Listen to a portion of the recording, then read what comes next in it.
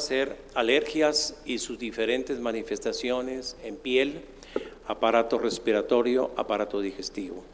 Va a dar inicio la doctora Laura Isabel Ramos Gómez, dermatóloga pediatra, egresada del Instituto Nacional de Pediatría, profesora de pre- y posgrado de pediatría de la Escuela de Medicina del Tecnológico Monterrey y se dedica a la práctica privada en el Hospital Zambrano Noelio. Doctora, por favor, si gusta pasar.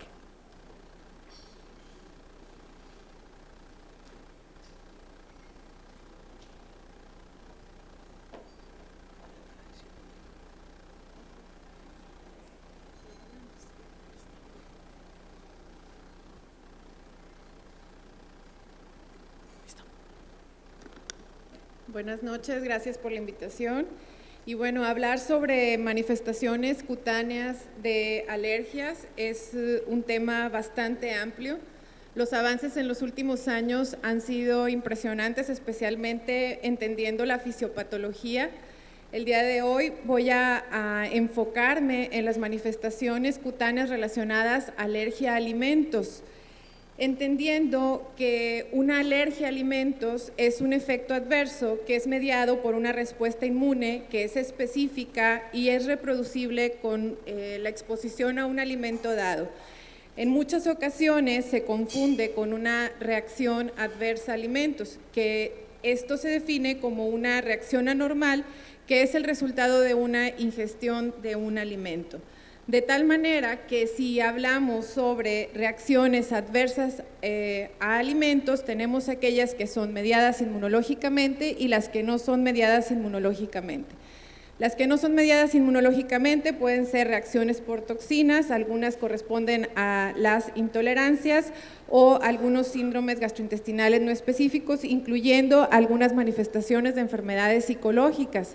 Si hablamos de alergia a alimentos, entonces podemos clasificarla como aquella que es mediada por IgE, no mediada por IgE o de respuesta tardía o de tipo combinado o mixto. En relación a los alimentos que son potencialmente alergénicos, se considera que 80-90% de los casos de alergias a alimentos en niños van a estar relacionados a este grupo de 8 alimentos. Como primer lugar tenemos la leche de vaca, esto especialmente en los niños pequeños, el huevo, cacahuate, soya, nueces, pescados, mariscos y trigo. Entonces, regresando a la clasificación desde el punto de vista inmunopatofisiológico, tenemos que respuestas de tipo mediado por IgE, hasta en un 80% de los casos van a tener manifestaciones cutáneas. Los síntomas de una respuesta mediada por IgE pueden ser iniciados en minutos hasta 2 horas de que el paciente está expuesto a esta proteína que tiene este potencial alergénico. La sensibilización para una alergia a alimentos puede ser por vía cutánea, gastrointestinal o respiratoria. Si hablamos de respuesta de tipo mediado por IgE, principalmente estamos si nos referimos a manifestaciones cutáneas, hablando sobre urticaria, angioedema, anafilaxia que se acompaña de urticaria y angioedema. Hay algunos síndromes que son poco frecuentes, como el síndrome de respuesta oral alérgica y un síndrome aún más raro, que es el síndrome de anafilaxia inducida por ejercicio dependiente de los alimentos. Como respuesta de tipo mixto, vamos a hablar sobre dermatitis atópica. En cuanto a urticaria y angioedema, son las manifestaciones cutáneas más comunes de alergia a alimentos y se considera, hablando de urticaria aguda, esto es un periodo menor a 6 semanas, que hasta un 20% de estos pacientes pueden tener una alergia a alimentos. Sabemos que urticaria aguda puede ser desencadenada por otros factores y por frecuencia los virus son la causa más frecuente de urticaria aguda. Hablando de urticaria crónica, que es aquella que se presenta con episodios de más de 6 semanas de evolución, es raro que el paciente tenga alergias a alimentos y se considera como menor al 10%. ¿Cuáles son las características clínicas de la urticaria? La lesión elemental es una roncha, esta por definición es una lesión transitoria. Si ustedes la marcan y regresan en 1 hora, pues esa lesión ya cambió de lugar, son tensas a la palpación y esta lesión puede variar en su tamaño, de tal manera que puede haber lesiones desde 1 a 2 milímetros hasta 6 a 10 centímetros. Ustedes pueden ver que la apariencia es como si hubiera tenido un piquete. Es una elevación mal definida, es pruriginosa y desde el punto de vista fisiopatológico es un edema superficial a nivel de la epidermis y de la dermis. Hay pacientes que pueden tener variantes de la presentación clínica de una roncha, de tal manera que observamos en esta imagen que pueden tener un patrón de tipo anular en algunos casos, o puede haber ronchas que son confluentes y a esto se le conoce como urticaria gigante. El angioedema puede relacionarse a la urticaria y es leve en el 10% de los niños, generalmente hasta en el 85% de los casos afecta sobre todo las extremidades. A diferencia de una roncha, el angioedema fisiopatológicamente está afectando la dermis y el tejido celular subcutáneo. Algunos pacientes pueden presentarse con aumento de volumen o solo como manchas de color rosa o rojo. Los alimentos que están más relacionados a urticaria y angioedema pertenecen a este grupo de 8 alimentos que conforman el 80-90% de los casos de alergias en niños. En cuanto a anafilaxia, la importancia que tiene desde el punto de vista dermatológico es que se puede presentar con urticaria y angioedema. Sin embargo, más del 20% de los casos de anafilaxia no tienen manifestaciones cutáneas. Esta falta de signos cutáneos retrasa mucho el diagnóstico, sobre todo en casos severos, y los casos fatales que llegan a salas de emergencias, en ocasiones es porque no tienen estas manifestaciones cutáneas. En cuanto a la causa más frecuente de anafilaxia es el cacahuate. Les comentaba sobre este síndrome de anafilaxia inducida por ejercicio, que es dependiente de alimentos. Estos pacientes presentan urticaria y angioedema y a veces manifestaciones sistémicas solamente cuando ingieren alimentos y hacen ejercicio.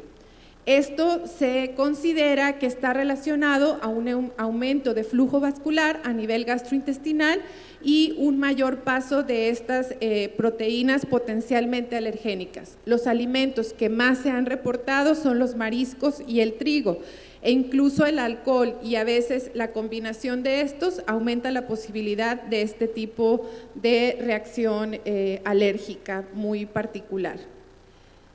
Otro síndrome que tampoco quizás se diagnostica con tanta frecuencia, aunque probablemente sí estemos expuestos a él, es el síndrome de alergia oral o síndrome de alimentos polen, y este puede ocurrir en más del 50% de los pacientes que tienen alergia al polen después de la ingesta de algunos alimentos y frutas, así como algunos vegetales frescos.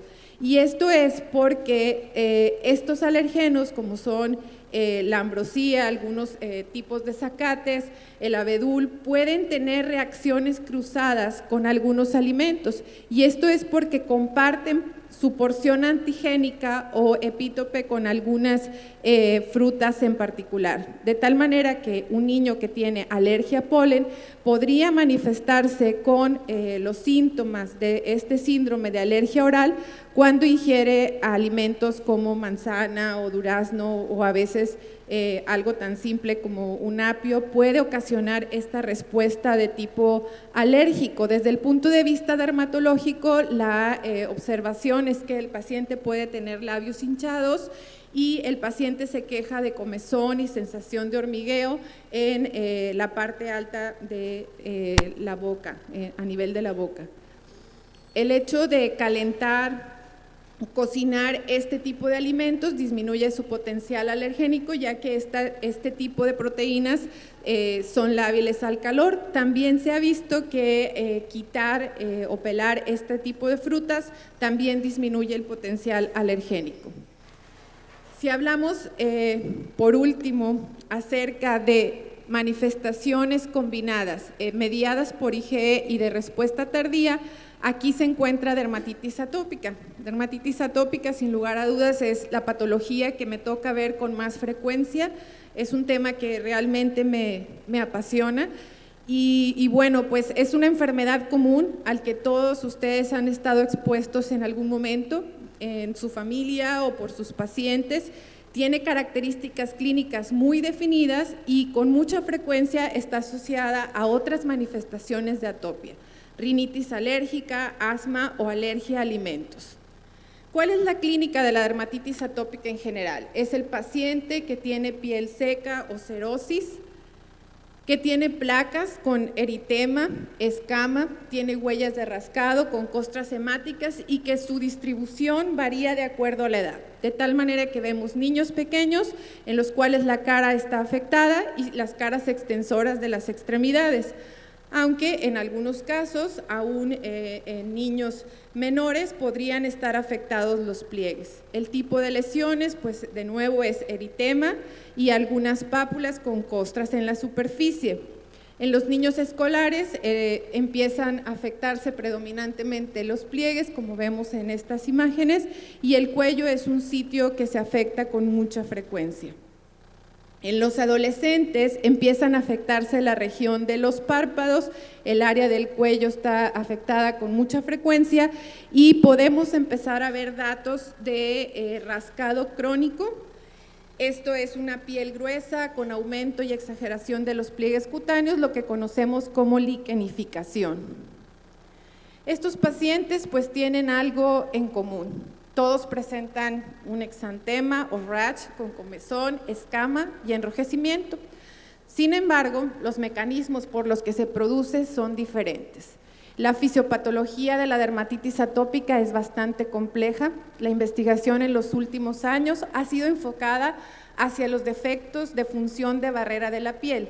Específicamente se ha descrito una alteración a nivel de un gen que codifica para una proteína que está en las células, en los queratinocitos. Esta proteína se conoce como filagrina y esta proteína interviene en la síntesis de los factores naturales de humectación. Su alteración pues hace que esta barrera de la piel esté alterada. En relación a colonización por agentes microbianos, los pacientes con dermatitis atópica tienen predisposición a dos infecciones particulares, principalmente por Staphylococcus aureus con impétigo secundario y eczema herpético asociado pues a herpes simple. En relación a este punto, se ha estudiado en los últimos años su relación con la disminución de síntesis de péptidos antimicrobianos y el papel de la vitamina D en la síntesis de estos péptidos. Lo van a ver cada vez más en diferentes proyectos de investigación. El tercer punto es la sensibilización alérgica y por último autoinmunidad, que se presenta sobre todo en los casos más severos con autoanticuerpos hacia los queratinocitos.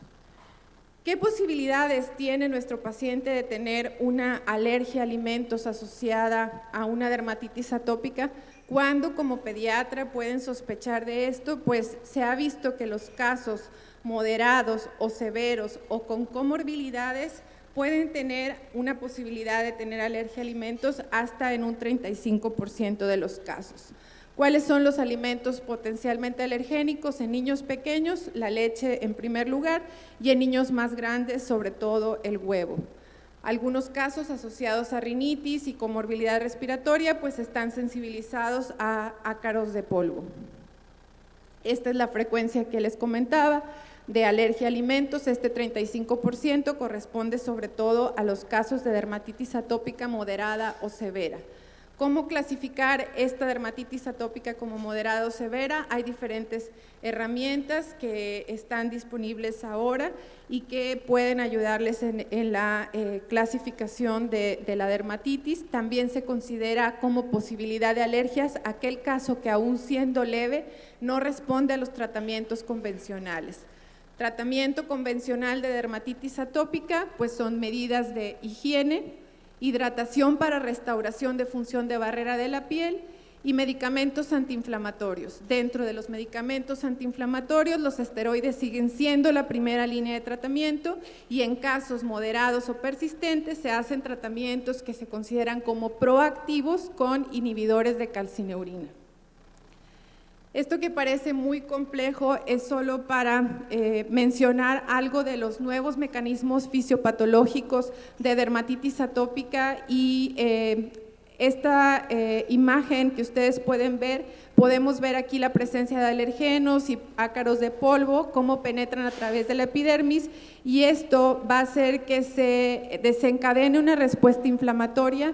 Uno de los mediadores que más se está estudiando en los últimos años y que ya es muy conocido es histamina, y su potencial para dañar más la función de la piel a través de la disminución en la síntesis de uniones celulares y de desmosomas, de tal manera que eso facilita el adelgazamiento de la piel y del estrato córneo.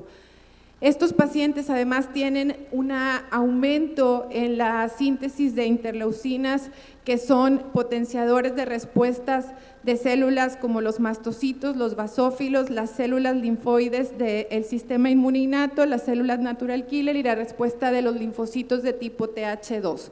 También se ha visto que hay un incremento en la síntesis de algo que se conoce como linfoproteína,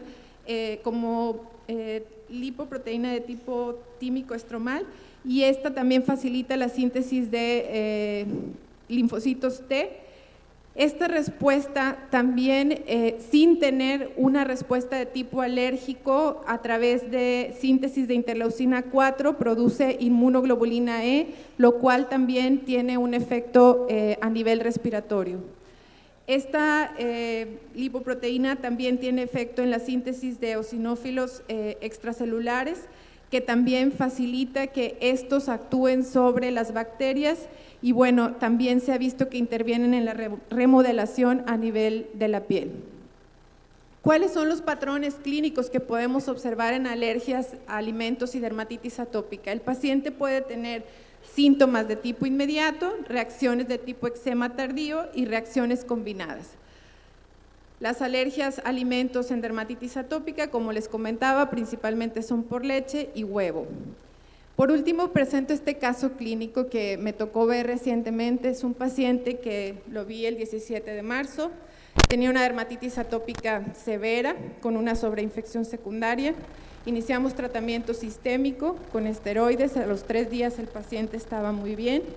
Este paciente tenía historia de enfermedad crónica moderada severa, fue evaluado por alergias, se detecta que hay una alergia a huevo y leche, el paciente se pone en tratamiento sistémico con inmunosupresores, y una de sus tías, que considera que es poco probable que su sobrino sea alérgico, lo invita a tomar un helado, y la mamá lo encuentra con esta exacerbación de la dermatitis en los sitios de previa dermatitis atópica y un eritema difuso y ronchas. Esto es un ejemplo de una dermatitis atópica con una respuesta combinada, inmediata y tardía, explicada por estos mecanismos fisiopatológicos que mencionábamos anteriormente. Esto es unos días después, el 14 de abril, un día antes de su cita el lunes pasado conmigo. Sus papás muy felices porque el niño no tiene zonas de exacerbación, pero en el sitio donde acude a la guardería tampoco consideran que sea probable que sea alérgico al huevo, y el niño quizá no tiene algo tan severo como en el episodio anterior, pero podemos ver cómo hay exacerbación de su dermatitis en los sitios característicos. El trabajo para el diagnóstico y el manejo de los pacientes con dermatitis atópica es multidisciplinario, y bueno, pues algo que vemos es que incluso estos pacientes necesitan a veces el apoyo de psicología. Cada vez más hay lo que se conoce como educación terapéutica, lo cual tratamos de hacer con cada paciente durante la consulta y a través de grupos de apoyo. Muchas gracias por su atención.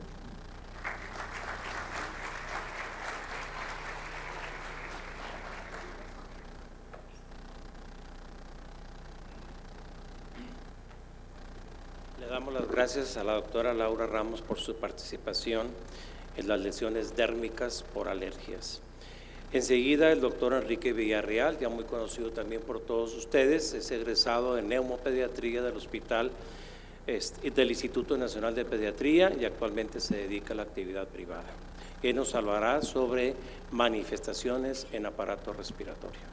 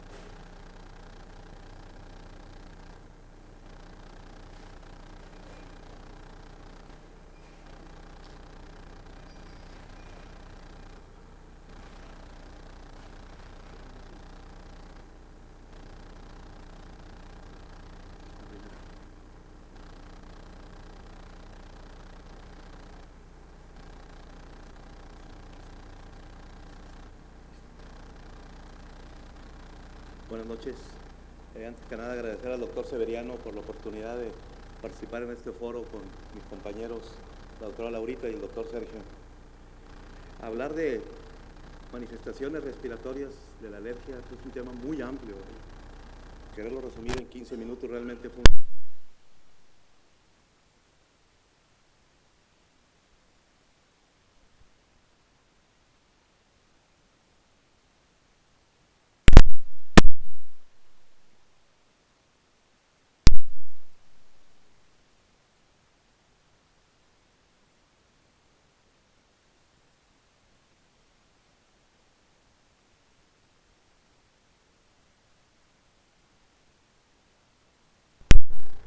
Me gustaría empezar presentándoles un caso clínico que creo que le podemos sacar mucho provecho.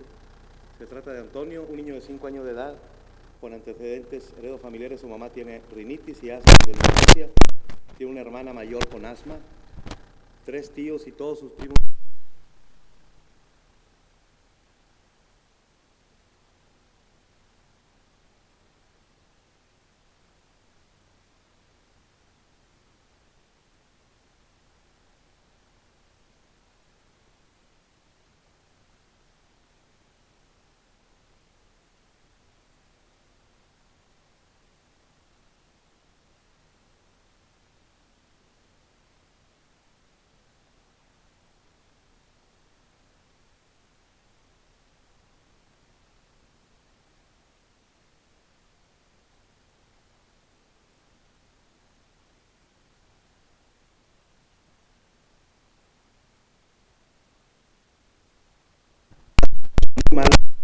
Ambulancias audibles, datos de dificultad respiratoria, y al día siguiente en la tarde cuando va con el pediatra el niño está como si nada, corre, vaya.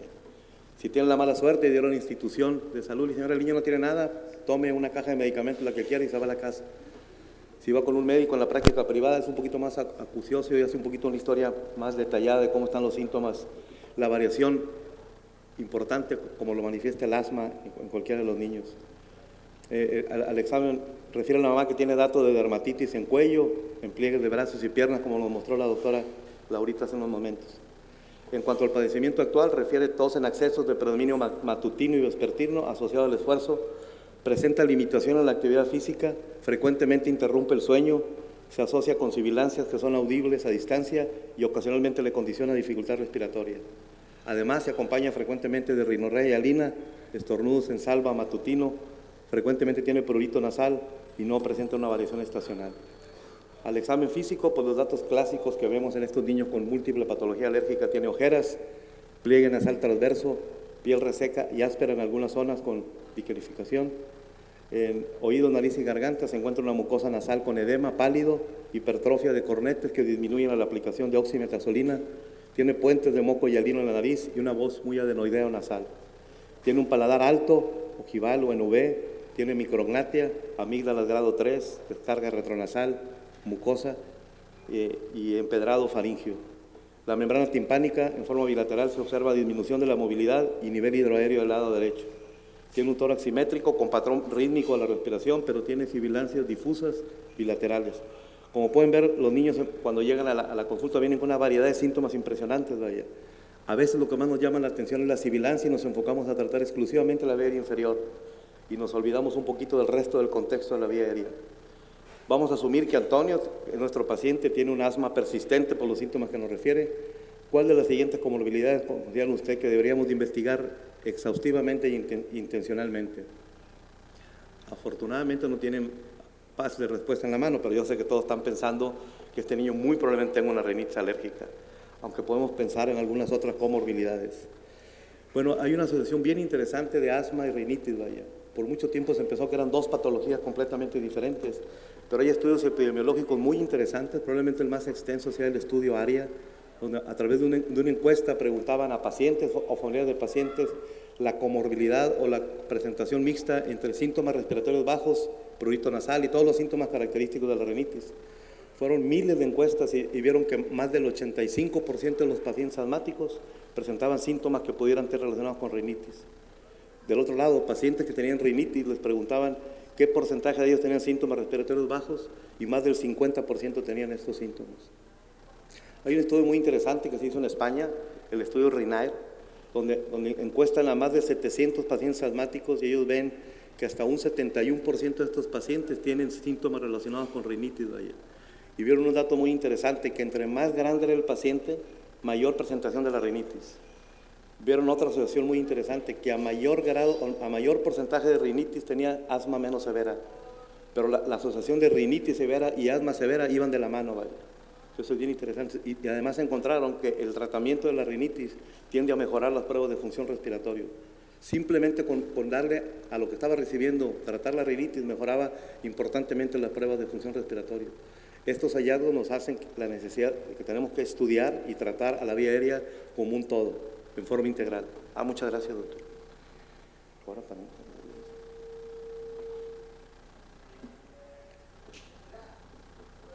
Y un poquito más interesante también, hay diversos artículos que se han reportado recientemente donde se ha visto que al tratar la rinitis asmática no nada más mejora clínicamente el asma, sino que podemos disminuir algunos patrones celulares y espirométricos de estos pacientes. Este estudio que se hizo en Italia, aunque es pequeño, son 50 pacientes, a 24 de ellos los trataron con fluticasona durante 200 microgramos diarios durante 6 semanas y a 26 pacientes los dejaron con tratamiento de placebo. El porcentaje de eosinófilos nasales disminuyó significativamente en los pacientes después de 4 semanas de tratamiento. Y lo más interesante, la prueba de reto con metacolina, los pacientes que estaban tratados requirieron mucho más dosis de metacolina para desarrollar un broncoespasmo mayor del 20%. Eso quiere decir que la hiperreactividad bronquial baja tan solo con tratar la rinitis bronquial. Y es bien interesante, vaya. La rinitis baja la hiperreactividad bronquial. Entonces el tratamiento con fluticasona previene parcialmente el incremento de la hiperreactividad bronquial, y esto evidentemente va a hacer que los niños, si tratamos en las épocas de mayor riesgo, en las épocas de primavera, vamos a disminuir mucho el riesgo de que los niños hagan broncoespasmos recurrentes. Y hay otro estudio muy interesante que está hecho en el distrito en Washington, donde tomaron más de 5,000 pacientes asmáticos, a la mitad los trataron para la rinitis y un grupo de pacientes los trataron para rinitis, que fue la mayoría, y a otro grupo de pacientes control les dieron su tratamiento habitual y les pusieron placebo en la nariz. Vean cómo con simplemente variación de tratar la rinitis disminuyeron 51% las visitas a emergencia y disminuyeron 61% la necesidad de hospitalizar a estos pacientes. Otra vez, parece que si no nos olvidamos de la nariz, aunque no haga mucho ruido la nariz al momento de consultar, es bien importante para la epidemiología o para la evolución de la enfermedad y sobre todo para la carga de la enfermedad que va a tener más adelante. El tratamiento de la rinitis, todos ustedes la conocen mejor que yo, pero es muy parecido al tratamiento del asma, ¿vale? Es un tratamiento escalonado. Entre más síntomas tenga el paciente, pues va a requerir más tratamiento. Pero al igual que el asma, parece que la piedra angular para tratar la rinitis son los corticosteroides tópicos inhalados. Afortunadamente, las nuevas generaciones de esteroides tienen mucho mayor efecto local, con mucho menos efecto sistémico. Entonces, tranquilamente podemos decir a los papás que pueden utilizar tratamientos por periodos largos con muy poco riesgo de efecto sistémico. Sin embargo, también es cierto que en nuestra comunidad sigue pesando mucho el fantasma del uso del esteroide, independientemente de la carga de la enfermedad. A veces a los papás no les importa cómo vaya la enfermedad, siempre y cuando no use esteroides a largo plazo. Sigue habiendo muchos mitos con el uso de esteroides aún tópicos en nuestra población. En este mismo caso de Antonio, se reinterroga a la mamá y se hace énfasis sobre síntomas respiratorios altos y refiere que tiene ronquido habitual intenso, un sueño muy intranquilo, lo deja dormido en la cabecera del paciente y amanece la cabeza helada de los pies, eventos sugestivos de apnea en la noche, de repente oye que ronca muy intenso y de repente deja de roncar. Ella se queda tranquila, pero parece que lo que deja es de respirar el niño. Tiene apneas y pausas respiratorias durante la noche. Tiene halitosis de predominio matutino, habla fuerte, no le hace caso, no sé si sea porque tenga falta del oído, porque no quiere hacer. Se queja de que el oído le truena frecuentemente y tiene frecuentemente lagrimeo y prurito en los ojos. Entonces, asumiendo que el resto de las patologías pueden estar presentes, pues definitivamente la hipertrofia adenoidea y la apnea obstructiva del sueño es otro de los datos que se asocian con alergia respiratoria, ¿vale? Y a veces nos olvidamos un poquito de ellos. Cuando le preguntamos si el niño ronca, dice que lo normal, que es normal, que no ronca igual que el papá, es normal. No, pues ni es normal que ronque el papá ni que ronque el niño, ¿vale? Pero es un síntoma tan frecuente que lo ven como normal. Hay un estudio muy interesante de más de 600 pacientes donde quisieron ver qué relación tenía la alergia con la hipertrofia adenoidea. Tomaron pacientes que tenían alergia, asma o dermatitis atópica y otro grupo de pacientes normales. Vieron que la probabilidad de tener hipertrofia adenoidea solamente se encontraba en los pacientes que tenían rinitis, que fue estadísticamente significativo. Ni los que tenían solamente asma, ni los que tenían solamente dermatitis tenían esto. Solamente los que tenían en su patología respiratoria tenían rinitis, fue mucho mayor la incidencia de hipertrofia adenoidea. Y otra vez, hay estudios interesantes donde la aplicación de corticosteroides tópicos pueden ser capaces de disminuir el tamaño de los adenoides. A lo mejor, si hay algún otorrino por acá no le va a gustar mucho esta idea, pero lo hemos visto, vaya. Pacientes que tienen obstrucción de la vía aérea por crecimiento de adenoideo, con un tratamiento sostenido por 8 a 12 semanas con corticosteroides, logran disminuir el tamaño del adenoide y sobre todo los síntomas de ronquido durante la noche. Hay un metaanálisis que aparece en Cochrane, donde se analizaron 5 estudios que incluyen más de casi 350 niños. Son estudios que son doble ciego con un brazo control. A uno les ponían esteroides, a otros les ponían solución salina y a otros les ponían placebo. Bueno, de los 5 estudios, 4 demostraron mejoría de los síntomas, reducción del tamaño de los adenoides, disminución del índice de obstrucción nasal y se evitó la cirugía. Solamente un estudio no fue capaz de demostrar mejoría con corticosteroides. Sin embargo, todavía se refieren los artículos que no conocemos el efecto a largo plazo de los esteroides intranasales en los niños a largo plazo. Este es un estudio muy interesante donde se pudo demostrar que todos los parámetros de apnea obstructiva del sueño fueron capaces de ser reducidos con el uso de corticosteroides. Tanto el tiempo de sueño REM total durante el estudio, el tiempo del estudio que estuvo el paciente por abajo de una saturación de oxígeno, ¿verdad? Y todos los parámetros de la ventilación se pudieron ver que se disminuían importantemente. Y es un estudio muy interesante porque es un estudio cruzado, vaya. A un grupo de pacientes les pusieron budesonida nasal durante 6 semanas y a otros pacientes les pusieron placebo. Después de un tiempo de lavado los cambiaron, los que estaban con placebo los pusieron con esteroides y a los que estaban con esteroides los pusieron con placebo. Cuando lo revisaron retrospectivamente el estudio vieron que los 2 grupos de pacientes cuando estaban con corticosteroides mejoraban 54% todos los parámetros de apnea del sueño en estos niños. Y hay un estudio muy reciente que me pareció muy interesante que está hecho en la Universidad de Chicago, donde ellos proponen que para tratar el asma hay que quitar los adenoides. Y suena bastante, y las amígdalas, suena bastante retador. Y es un estudio bien largo, es un estudio que investigaron más de 40,000 niños con edades entre 3 y 17 años. Se incluyeron más de 13,000 niños con asma que habían sido sometidos a cirugía de amígdalas o de adenoides como tratamiento de apnea obstructiva del sueño. Y vieron cómo estaban los síntomas el año previo a la cirugía y el año después. Ellos demostraron que después de que se operaron esos niños tenían 30% menos exacerbaciones de asma agudo y un 38% menos de crisis asmáticas o estado asmático agudo. Disminuyeron 36% hospitalizaciones relacionadas con el asma y un 26% las visitas a emergencias asociadas a esta enfermedad. Entonces, parece bien interesante también que estos niños que tienen, no nada más va a mejorar la calidad del sueño, sino también va a mejorar la carga de la enfermedad y el uso de medicamentos a largo plazo.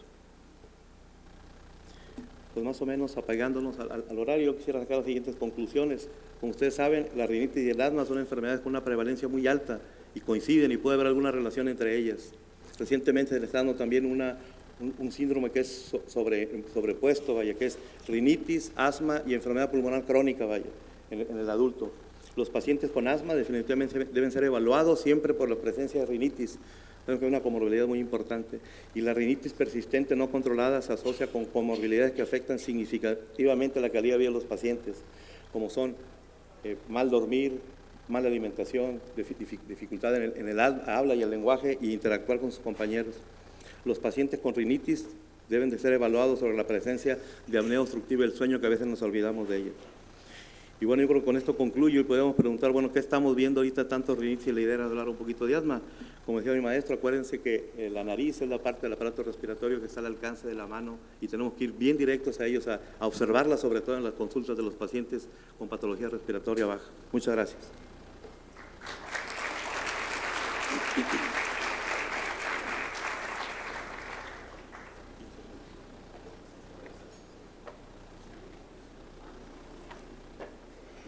Le damos las gracias al doctor Enrique Villarreal por su exposición.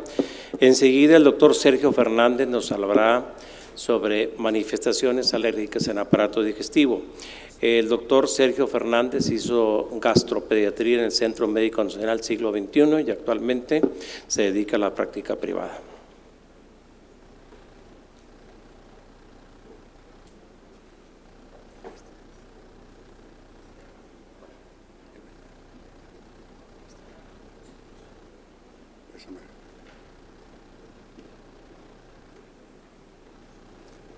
Buenas noches. Primero que todo, gracias por la invitación al Colegio de Pediatría y ustedes por estar aquí. Hoy me toca hablar a mí sobre las manifestaciones gastrointestinales de la alergia alimentaria. Como generalidades en la pediatría general, muchos de nuestros pacientes tienen síntomas gastrointestinales que son percibidos frecuentemente como alergia alimentaria. Prácticamente todo lo que el paciente consume, el paciente piensa o los padres piensan que puede ser secundario a una alergia, pero la mayoría de las veces las alergias no son verdaderas. La alergia alimentaria, como lo explicaba la doctora Laura, es una respuesta inmune adversa a las proteínas de los alimentos.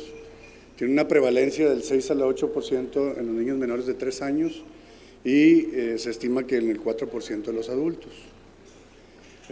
Hay que recordar que hay condiciones no alérgicas que pueden presentarse con síntomas similares y que es bien importante cuando vamos a diagnosticar a un paciente con alergia alimentaria excluir ciertos padecimientos. En esta tabla están enumeradas ciertas de las condiciones que pueden simular una alergia alimentaria, como la deficiencia enzimática, por ejemplo, en los bebés pequeños que pueden tener intolerancia a la lactosa, que presentan diarrea, distensión abdominal, gases, errores innatos del metabolismo, también pueden simular ciertos síntomas, propiedades farmacológicas de algunos medicamentos que pueden producir síntomas también, defectos anatómicos como la enfermedad de Hirschsprung o la estenosis pilórica, al presentar el paciente vómito recurrente, la fibrosis quística que puede tener insuficiencia pancreática. Lo más importante de saber es que los trastornos funcionales digestivos generalmente son confundidos con pacientes que tienen alergia, ya que son pacientes que tienen sintomatología recurrente, pero generalmente no encontramos una causa orgánica que no lo diagnostique, y obviamente los pacientes que son sobrealimentados. Como ustedes saben, cualquier alimento puede tener potencial alergénico, pero es importante saber que no todos los alimentos frecuentemente producen estos síntomas. Los más comunes, como ya se había mencionado, son la leche, el huevo, la soya, el trigo, los frutos secos y los mariscos. Estos representan cerca del 80 al 90% de los alimentos que producen alergia. Sin embargo, hay productos que con solo verlos producen intolerancia, náusea, vómito y hasta a veces ganas de echar carrilla, como este. Y de pasada, pues les doy el pronóstico del clásico para el sábado. Tigres va a ganar 2-1, vamos a meter el gol Sobis y Guerrón, y el Rayados pues puede ser el que sea, no importa, como quiera van a perder. Ya entrando en materia, la clasificación de la alergia alimentaria en el tracto digestivo, como ya se mencionó, puede ser dependiente de IgE, pueden ser los que no son mediados por IgE y los mixtos. Entonces, vemos en el síntoma gastrointestinal los 3 tipos. El tipo de reacción varía dependiendo del mecanismo de mediador. En los mediados por IgE, como ya lo mencionó la doctora Laura, es de inicio inmediato.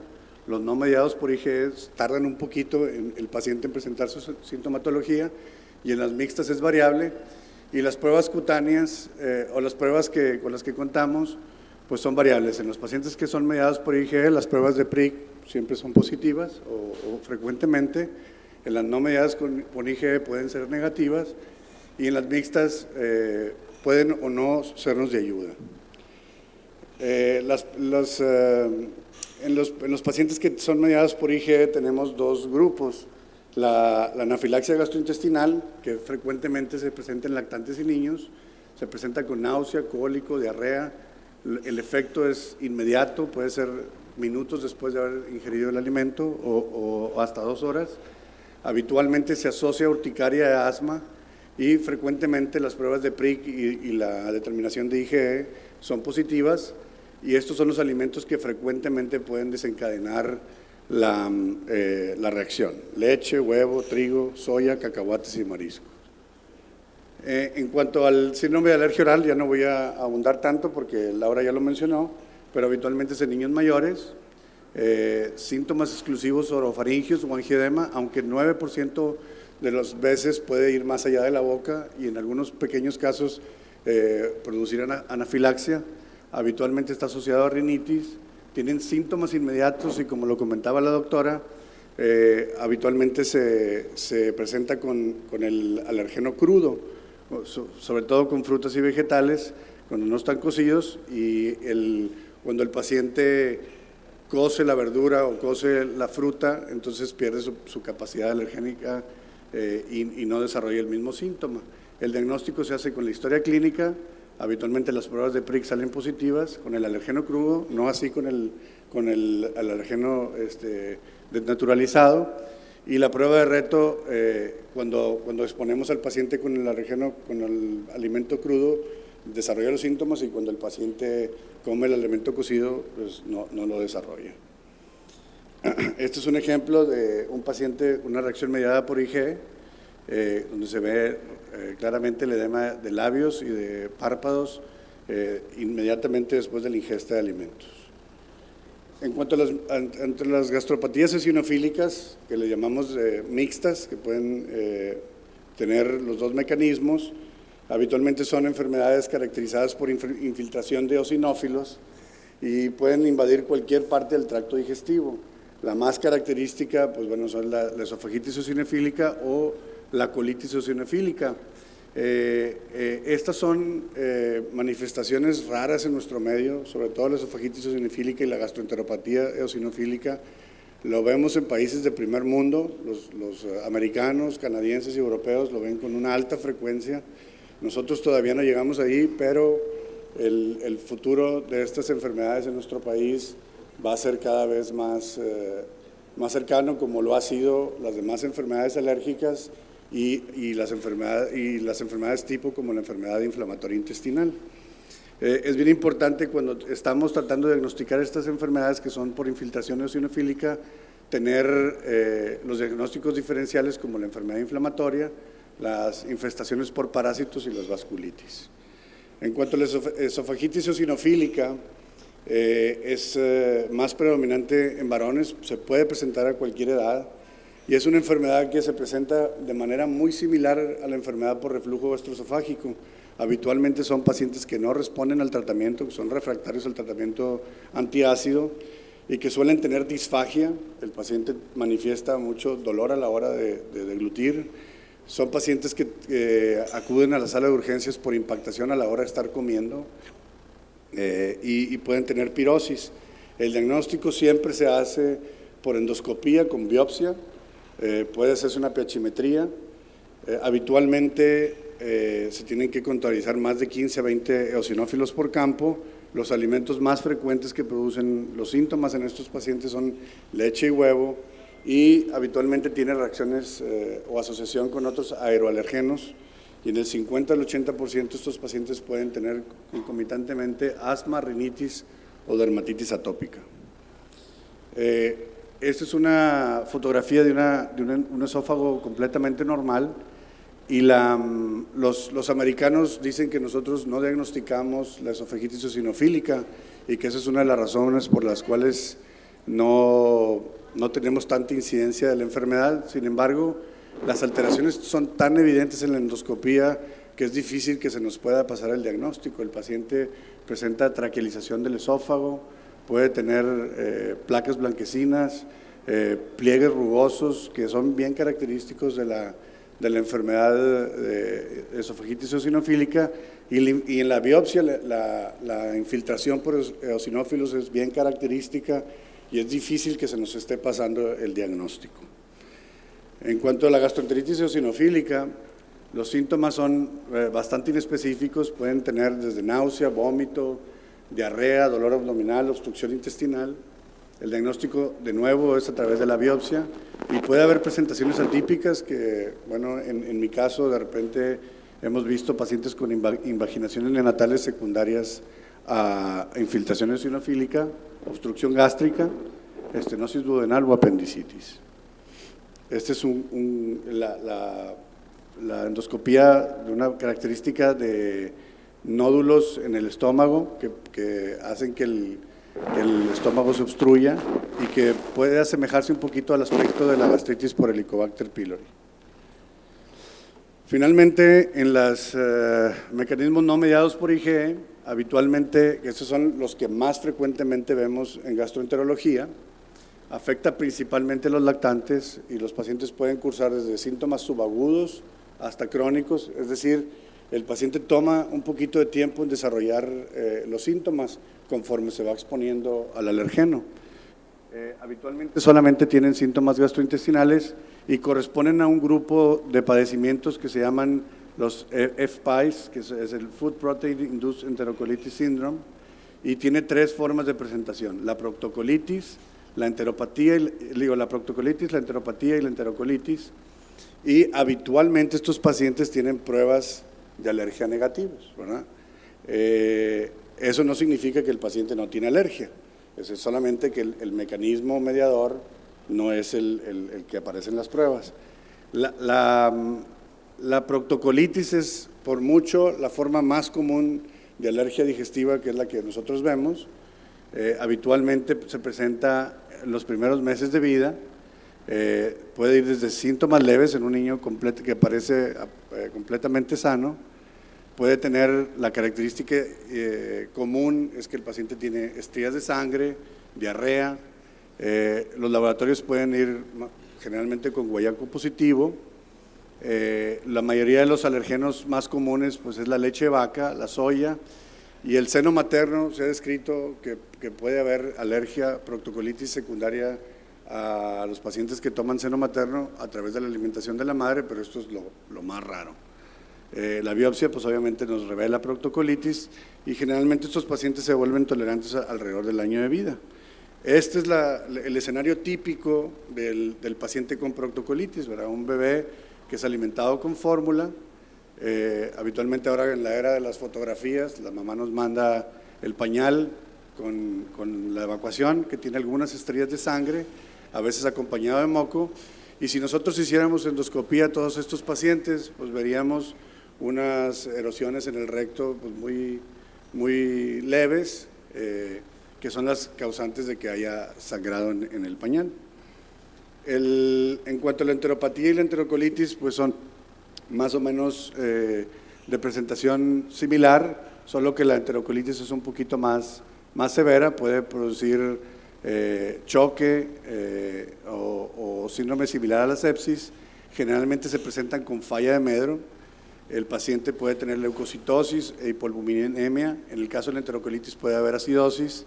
De nuevo, los alergenos más comunes son los que repetidamente hemos estado mencionando, y habitualmente las biopsias revelan daño un poquito más grave, como atrofia de las vellosidades o abscesos crípticos, y estos pacientes tardan un poquito más en recuperarse, alrededor del segundo o el tercer año de vida.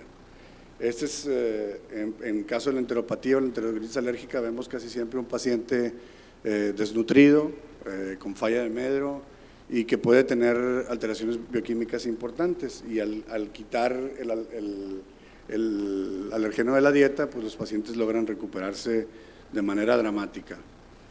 Existen también trastornos digestivos que, con una asociación cuestionable con la alergia. El más tema de debate es el cólico del lactante, en el que el paciente llora de manera intermitente, sin alguna explicación aparente.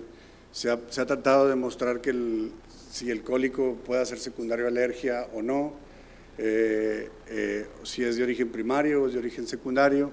En general, cada vez se acepta más que el cólico del lactante es un trastorno del desarrollo normal del bebé y que con el tiempo va superándolo, pero hay un grupo de pacientes, sobre todo donde el síntoma principal es el llanto incontrolable, que pudieran ser sujetos a una prueba terapéutica con fórmulas extensamente hidrolizadas, y que al valorar al paciente durante 2 o 4 semanas, y si este paciente mejora con la administración de una fórmula extensamente hidrolizada, pues pudiéramos catalogarlo como alérgico, o que ese cólico sí es secundario a alergia a la proteína de la leche de vaca. Y el estreñimiento es otro de los síntomas que se le ha querido achacar a la alergia a la proteína de la leche de vaca. Sin embargo, no es lo frecuente. Hay demasiadas teorías acerca de cómo pudiera el estreñimiento ser causado por alergia. Algunos sugieren que la inflamación produce trastorno de motilidad y eso condiciona al estreñimiento. Hay otros que al tener los pacientes diarrea produce rosadura de la región perianal, consecuentemente dolor, y el dolor puede producir retención, que es el mecanismo principal del estreñimiento en los pacientes. Los factores que sugieren alergia como causa de síntomas gastrointestinales, pues ustedes ya los conocen, pues tiene que haber una historia de reacción a alimentos, hay que tener exclusión siempre de alguna enfermedad anatómica, funcional, metabólica e infecciosa, sobre todo con los pacientes con trastornos funcionales, en los pacientes de mayor edad. Es frecuentemente que tengamos pacientes con trastornos funcionales como síndrome de colon irritable o dolor funcional o dispepsia funcional, que son categorizados como pacientes que tienen alergia, y es bien importante tratar de hacer esa diferenciación. Obviamente que haya mejoría al eliminar la dieta, algunos alimentos de la dieta. Habitualmente en menores de 3 años es lo más común, no en edades avanzadas. Que tengan enfermedades alérgicas concomitantes aumenta la probabilidad de que también pueda haber alergia alimentaria, y obviamente la historia familiar de atopia. Como conclusiones, sabemos que la alergia alimentaria son relativamente frecuentes y tienen un amplio espectro clínico que de repente hace difícil el diagnóstico por el pediatra general e incluso por nosotros. El diagnóstico precoz nos ayuda a reconocer los síntomas severos y a disminuir la morbilidad de estos pacientes. Las pruebas de PRIC y de la IgE son útiles, pero en algunas ocasiones son inconclusos. Y en el diagnóstico definitivo, pues bueno, está incluida la endoscopía, la respuesta de la dieta de eliminación y el reto oral. Por último, así como las alergias, hay tuca para rato. Muchas gracias.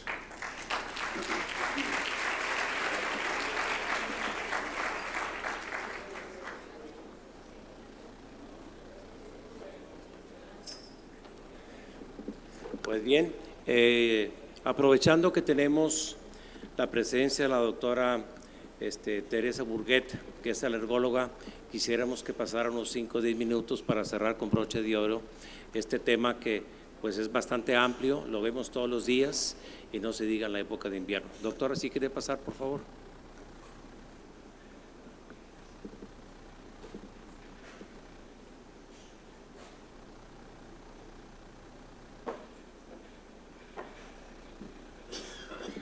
Hola, buenas noches a todos y pues muchas gracias por invitarme a hacer la conclusión. Bueno, antes que nada, es un placer escuchar estas pláticas, como ver los diferentes puntos de vista de una misma patología dependiendo de la subespecialidad que se tengan. Y yo creo que aquí lo importante es ver cómo actualmente se tiene que trabajar en equipo para que realmente tengamos buenos resultados. Y eso es lo que con el tiempo se va aprendiendo, ¿no? El ver cómo un paciente que tiene este tipo de manifestaciones, como que en qué momento tiene que ser valorado por cada uno de los subespecialistas. Entonces me ha tocado trabajar con varios de los subespecialistas, la doctora Estrella, la doctora Laura, y es ver cómo un paciente que tiene síntomas dermatológicos y que por alguna razón vemos que no tiene una evolución adecuada o que tiene, como decía la doctora Laura, de entrada una dermatitis moderada, una dermatitis grave, bueno, en ese momento se tiene que empezar a hacer una valoración no solo dermatológica, sino también por el alergólogo. Y esa es la forma en la que vemos que los pacientes evolucionan bien. Entonces, yo lo que creo que nos tiene que quedar muy en mente es ver en qué momento un paciente tiene que ser valorado para hacer diagnósticos tempranos y ya no pensar a veces que las alergias son un mito, ¿verdad? Y que son algo como que inventado, sino que ya hay bases científicas y hay pruebas bien específicas dependiendo de la patología del paciente, y entonces en base a esas pruebas tenemos que hacer los diagnósticos y tener que hacer tratamientos ya muy adecuados y muy dirigidos. Hay veces que es más fácil y hacemos comentarios que están como basados en cómo se hacía antes, en decir, bueno, yo creo que tiene una alergia a la leche, pues quítele la leche. Bueno, yo los invito a cada uno de ustedes a hacer una dieta de eliminación estricta de algún alimento para que veamos lo difícil que es y cómo se modifica todo, no solamente en ese paciente, sino en toda la familia, ¿verdad? Entonces, si vamos a hacer una recomendación de eliminar un alimento es porque tenemos que tener totalmente claro que ese alimento le está causando un mal. Y también el ser como muy respetuosos y el trabajar en equipo es lo que hace que los pacientes realmente lleven un seguimiento. Todas estas patologías que mencionaron los doctores, vemos que tienen dos características, y es que son crónicas y que requieren de la participación muy activa de los familiares. Entonces, una dermatitis atópica, sin un tratamiento adecuado de las medidas higiénicas que mencionó la doctora Laura Ramos, nunca va a tener éxito. Igual una dieta de eliminación, no sé, o manifestaciones gastroenterológicas, si la mamá no le quita el alimento de forma estricta, no le va a ir bien, a pesar de los medicamentos que se le den. En cuanto se le quite el medicamento va a recaer, o un asma, una rinitis. Entonces, si la mamá no está bien convencida de lo que se le está diciendo, pues no va a llevar un seguimiento adecuado. Y lo mejor aquí es la comunicación también entre los doctores. O sea, nosotros como subespecialistas es parte de nuestra obligación el comunicarnos con los pediatras y el tener una relación con ellos de comunicación para que podamos en conjunto ver por la evolución del paciente. Entonces, felicito a los doctores por sus pláticas y yo creo que es un compromiso de todos el poder tener una comunicación más estrecha y saber como que cuáles son nuestros puntos, y todo es por el bien de los pacientes. Entonces, muchas gracias por la invitación.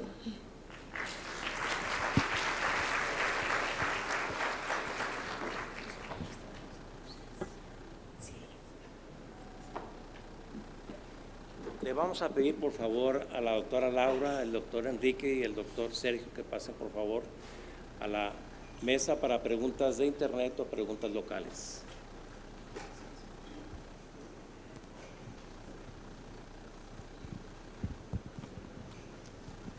Doctor Ochoa.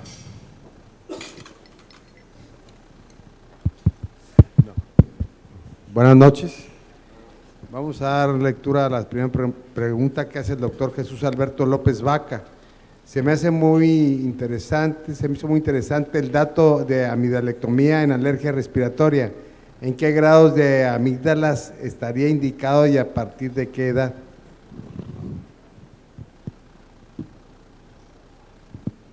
Yo creo que se refiere al estudio de Chicago, donde mencionan que son 13,000 niños asmáticos que fueron a cirugía y que vieron que mejoró la sintomatología asmática. Todos estos pacientes tenían grado 3 de obstrucción respiratoria, clasificado de acuerdo a la clasificación universal. Grado 3, el tamaño de las amígdalas. Gracias, doctor. El doctor Luis Alfonso de Hoyos García pregunta o comenta en relación con los síntomas en la piel, ¿mejoran con el uso de jabón hipoalergénico?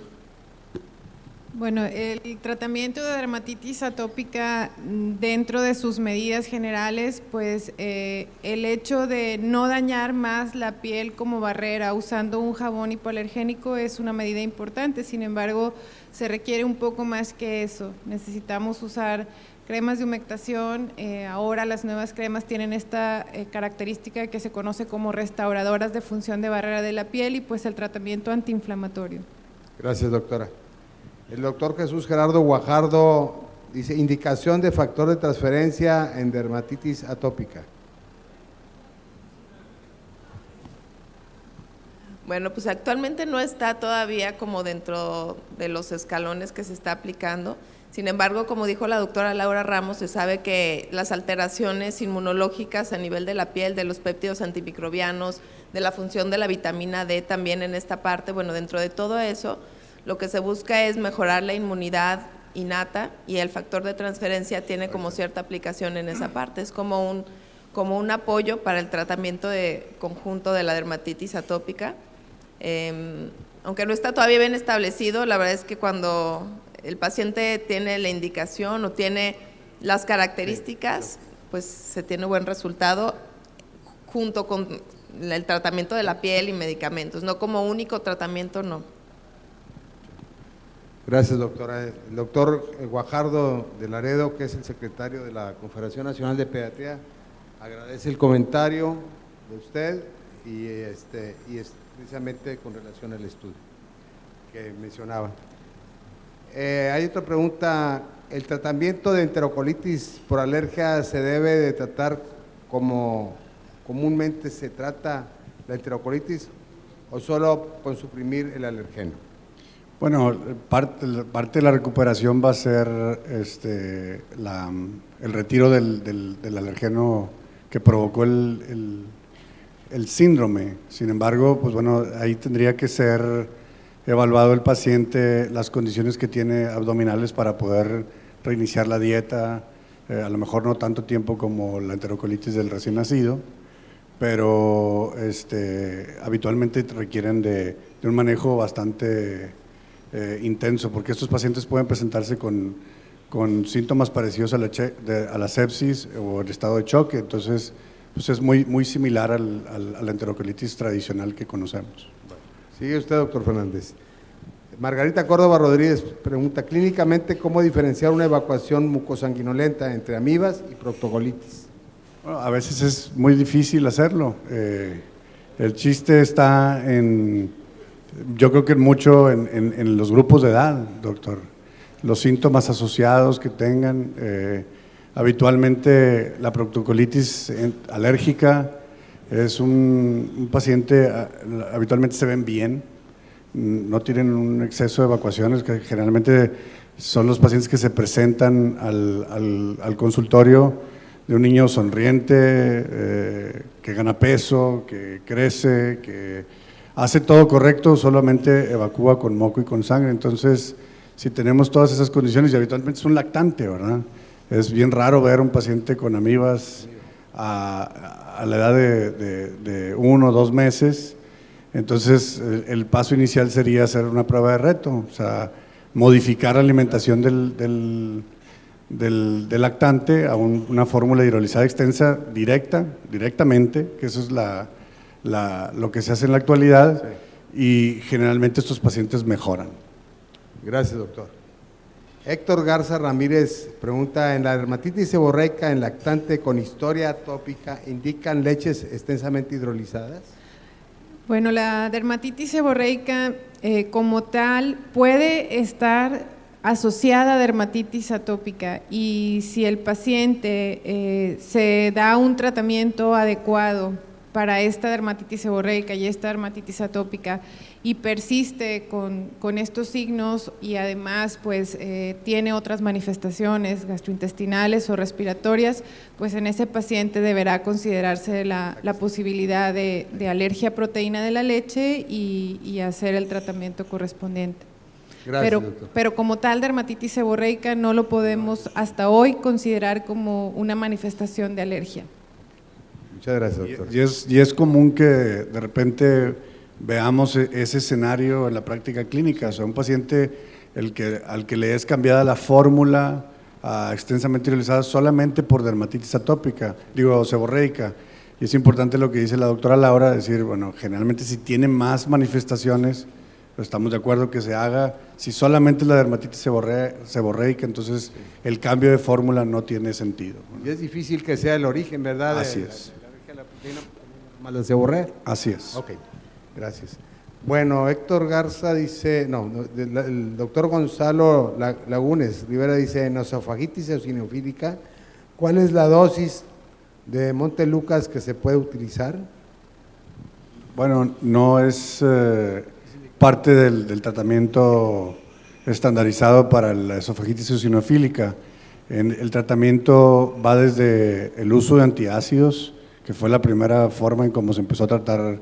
Hay algunos pacientes que responden al tratamiento, la eliminación de los alergenos, esteroides tanto tópicos como sistémicos, el poder de los antihistamínicos en la esofagitis eosinofílica o de los antileucotrienos no tiene una evidencia sólida que haga que el paciente remita el tratamiento, más bien es la eliminación y los esteroides tópicos o sistémicos. Muy bien. Doctora Tere dice, ¿a qué edad se recomienda las pruebas de alergia o edad mínima para enviarlos con el alergólogo? Bueno, ese es un tema que se va a ver en el Congreso, pero es bien importante saber que no hay una edad mínima ni una edad máxima para hacer pruebas de alergia. Las pruebas de alergia se pueden hacer desde el momento que el paciente tiene manifestaciones de alergia. Y aquí lo importante es siempre analizar todo el contexto. O sea, los antecedentes que se mencionan mucho son súper importantes, porque puede ser una misma manifestación en dos pacientes, pero uno tiene el papá con rinitis, la mamá con asma, el hermanito con dermatitis atópica, y el paciente empezó con alergia a alimentos y está con dermatitis. Bueno, ese paciente se tiene que evaluar mucho más rápido que otro paciente que tiene también dermatitis, pero que no tiene ninguna otra comorbilidad. Entonces, los antecedentes heredofamiliares no son de mucha utilidad, pero no hay una edad mínima para hacer pruebas. La edad se puede, en cuanto el paciente se tenga la sospecha de alergias, se le pueden hacer pruebas. Cambian un poquito las técnicas y los alergenos, pero no hay una edad mínima. Gracias, doctora. Bueno, los compañeros pediatras que nos siguen sesión tras sesión, creo que han terminado sus cuestionamientos. Ahora yo creo que siguen los presentes. Perfecto, si los pediatras que nos encontramos aquí, alguien que tenga alguna pregunta, en este pasillo tenemos un micrófono en un tripié, por favor. Si alguien tiene alguna pregunta. ¿Algún comentario? Sí, para el doctor Fernández. En la mañana vi un lactante de 2 meses. El primer mes le dieron exclusivamente seno materno y la mamá… Un lactante de 2 meses. Le daba exclusivamente seno materno y la mamá aseguraba que tenía evacuaciones duras, que incluso llegó a sangrar. Y luego le cambian a leche de fórmula al segundo mes y se quitan los síntomas. Entonces me dejó confundido. ¿Qué tan frecuente es que con seno materno tengan evacuaciones duras, verdad? No, pues bueno, eso es extremadamente raro. Sí. Está reportado en la literatura que alrededor del 1% de los pacientes que toman seno materno pudieran tener evacuaciones duras. Yo te soy sincero, jamás he visto un paciente que tenga evacuaciones duras tomando seno materno exclusivo, ¿verdad? Sí, y la mamá negaba y además esa no sería una indicación por la cual se suspenda el seno materno y cambiar la fórmula. De hecho, la historia natural de ese paciente sería que se va a estreñir más. Sí. Si hacemos el cambio del seno materno a la fórmula. Sí, yo le sugerí el reto de que le vuelva a dar seno materno a ver si pasa eso, ¿verdad? Está raro porque sí usted hizo lo correcto. Confundido, a ver qué más dice después. Gracias. ¿Alguien más? ¿Algún comentario, alguna pregunta?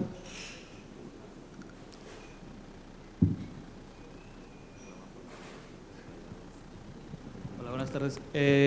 ¿Está indicado el uso del omalizumab en la dermatitis atópica?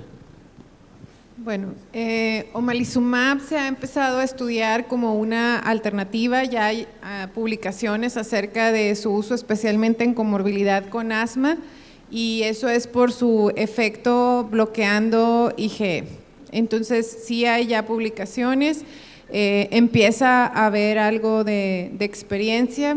No tengo la experiencia de haber tratado a algún paciente, pero sí he trabajado con alguna de las inmunólogas, específicamente con la doctora Steines, con algunos pacientes que tienen estas comorbilidades y que en la institución se han tratado con omalizumab. Gracias. ¿Alguien más? ¿Comentarios? Bien, creo que damos por terminada la sesión y no cabe duda que hemos sido muy afortunados en tener 4 profesionistas en diferentes especialidades que nos han cubierto una sesión. Pido para ellos 4 un aplauso de parte de ustedes.